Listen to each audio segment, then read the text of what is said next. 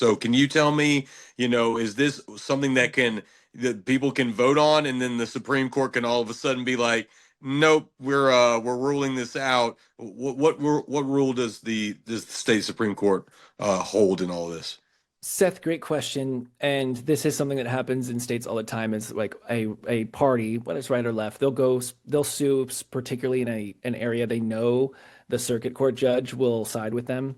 And so that happened very early on in this process. The Republicans went to a place called Tazewell County where a conservative judge is, and he said, "No, you can't do this," because they needed more notice, or there was just administrative bullshit, right? And it's and that was overturned by the Virginia Supreme Court. And at least in California, the United States Supreme Court also upheld their maps. So at least they're being consistent because they did that for Texas and they did it for California. So every evidence says, like, even if this goes through, the the maps are going to stay in place if it goes through. And I think that the Virginia Supreme Court will allow it. And if that doesn't happen, then the United States Supreme Court will let it happen. Again, I can tell you it's a bit of a doozy for candidates because we're constantly in flux running in one or two districts at this point. But I'm at least if they have any semblance of keeping a consistent track record, this thing will hold. Doesn't mean it's going to stop the Republicans, but I think they're just going to waste their money, which I'm all about.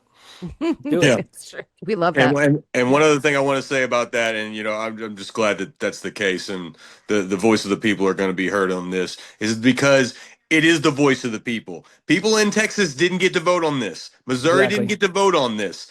California said the people will be heard. Virginia is saying the people will be heard. Also in Utah. So, this is how we do things over on the Democrat side. The Yeah. Republicans are shamelessly grabbing power while we are leaving it up to our constituents. And I'm just glad that we can be the proper example in a time like this. Yeah. There's very few times when people get a choice in policy. The reason I like elections is because it doesn't matter how much money you make, doesn't matter what you look like, doesn't matter where you're from in your state, doesn't matter what school you went to, your vote counts just as much as somebody else's. It's maybe the one equalizer we have in this country, and that's another reason why the other side likes to undermine it every chance they get and tries to make it harder for people to vote, like they're doing with the SAVE Act and like they're doing with a lot, what they've been doing for decades of just sowing the seeds of doubts without any evidence. But we still have it. At least for now, we still have it. And that's something I take.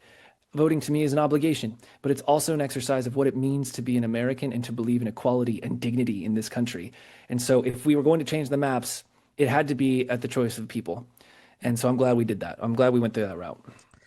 And so to Seth's point, we are doing this, we Democrats are doing this democratically. We're giving, the electors the option of whether or not they want to redistrict during the mid-decade, which is very unusual. But the Republicans, of course, they want to put their foot on the scales.